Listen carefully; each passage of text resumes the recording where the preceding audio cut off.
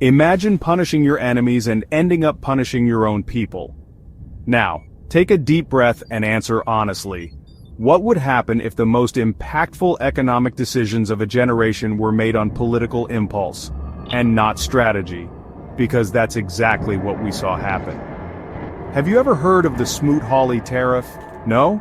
That's okay, almost nobody has. But it helped throw the entire world into the chaos of the Great Depression, back in 1929.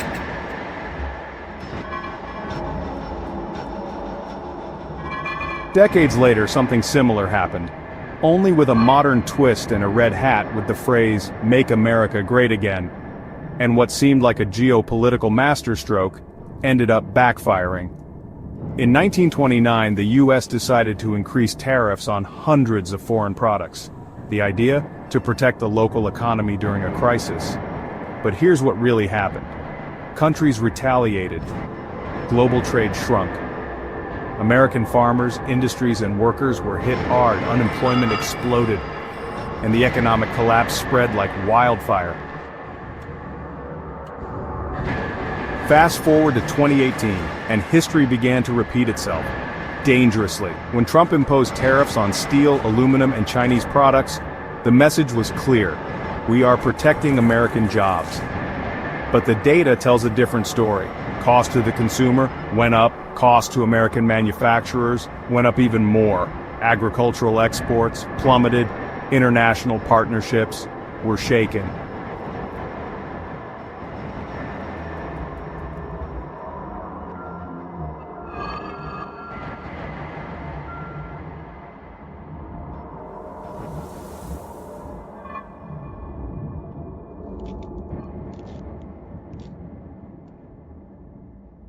China, for example, stopped buying American soybeans, devastating farmers in the Midwest.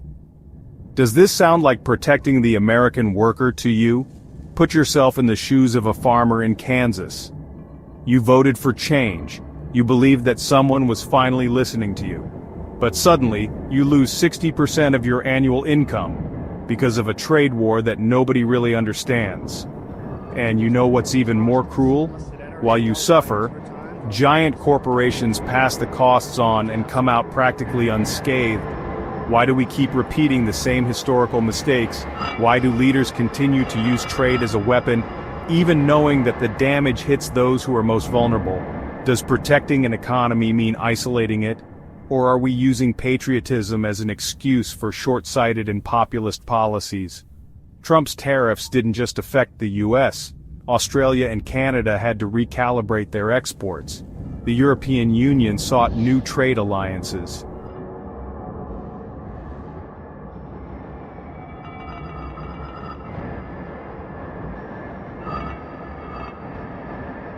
China raced to dominate new markets.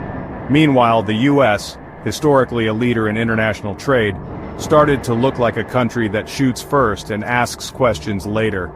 Several countries started making trade deals without including the US. American influence diminished. And who gained strength? China, India, regional blocs. The so-called America First ironically became America Isolated. If you're watching this, it's not just about history. It's about your money, your job, your future. When leaders play with the global economy as if it were a poker game, they're not the ones who lose. We are. Understanding how trade policy really works is the first step. Questioning, studying, sharing. That's how we change the game. The Great Depression taught us that isolation and economic retaliation are a silent poison. Trump's trade war showed us that history can repeat itself. But it's up to us to write a different ending.